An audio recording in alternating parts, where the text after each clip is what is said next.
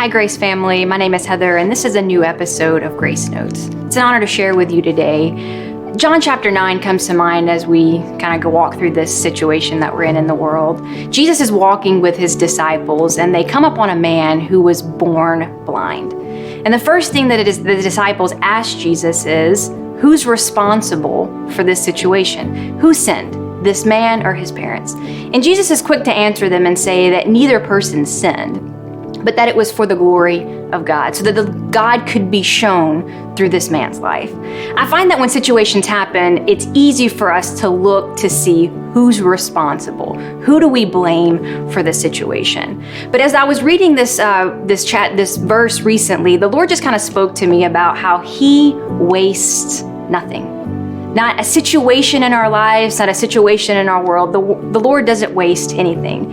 As this pandemic was starting to unravel, my husband and I did what I'm sure most of you did. We began to sit down and we looked at our finances, we looked at our resources, and we began to lay out a plan for if and when certain situations happen. But one thing that we definitely agreed on was that we were not going to be wasteful. So we weren't going to waste food, we were not going to waste toilet paper, we were not wasting paper towels. We were going to be intentional about making sure we used all of our resources.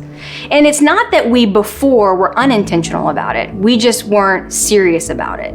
And so I want to challenge you through this time. We have a very unique situation with time and ability to sit and to really decide who it is that God is calling us to be, changes that we're making in our lives, differences, different things that we're doing. And we have an opportunity to decide, what am I going to leave behind? Things that I'm not going to do anymore, resources that I'm not going to use, things I'm not going to spend my time and money on, and what am I going to take out of this situation? So I want to encourage you, while you are here, make a decision to waste nothing.